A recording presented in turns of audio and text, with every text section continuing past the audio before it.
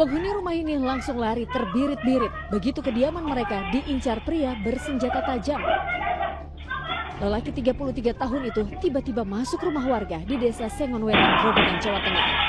Secara brutal, pria itu menyerang 4 orang, bahkan sebelum itu dirinya juga menganiaya kedua orang tuanya. Seluruh korban terluka dan dirawat di RSUD Dr. Sujati Purwodadi. Satu di antaranya, yakni seorang lansia 81 tahun, tewas. Kemarin telah terjadi penganiayaan berat yang mengakibatkan orang meninggal. Ada yang meninggal, korban kemarin ada 6. Jadi untuk tersangka sudah kita amankan dengan senjata tajam berupa parang sudah kita amankan.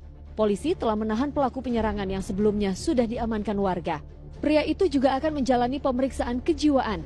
Sebuah parang sepanjang 57 cm juga sudah disita sebagai barang bukti.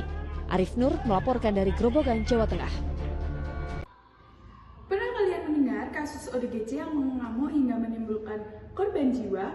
Kasus seperti ini sering membuat masyarakat takut.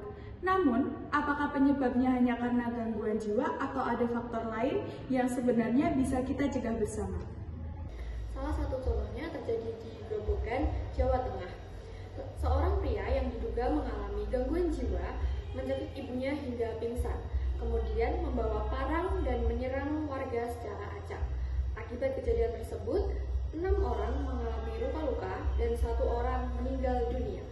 Peristiwa ini menunjukkan bahwa kondisi kesehatan mental yang tidak tertangani dapat berujung pada dampak yang sangat serius. Namun, jika kita melihat dari perspektif paradigma partisipasif, masalah ini bukan hanya tentang pelaku. Kasus ini juga menunjukkan kurangnya keterlibatan keluarga, masyarakat, dan pihak terkait dalam mendeteksi serta menangani kondisi pelaku sejak awal. Tindakan baru dilakukan setelah kejadian terjadi, sehingga penanganannya bersifat reaktif, bukan preventif. Paradigma partisipatif menekankan bahwa setiap anggota masyarakat memiliki peran dalam menyelesaikan masalah sosial. Artinya, keluarga tidak boleh menangani kondisi ODGJ sendirian, tetapi tetangga, tokoh masyarakat, tenaga medis, hingga pemerintah perlu bekerja sama untuk penanganan yang cepat dan tepat. Selain itu, penting untuk menghilangkan stigma terhadap ODGJ.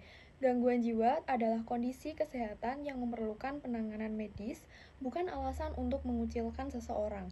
Dengan edukasi yang tepat, masyarakat dapat mengenali tanda-tanda gangguan mental lebih awal dan segera melaporkannya kepada pihak yang berwenang atau tenaga kesehatan.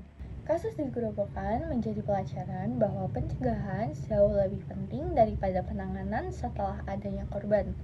Melalui komunikasi yang baik, kepedulian, dan kerjasama antara keluarga, masyarakat, serta tenaga kesehatan, resiko kejadian serupa dapat diminimalkan.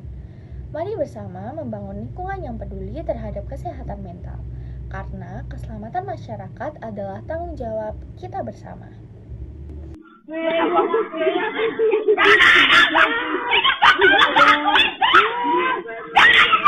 Halo.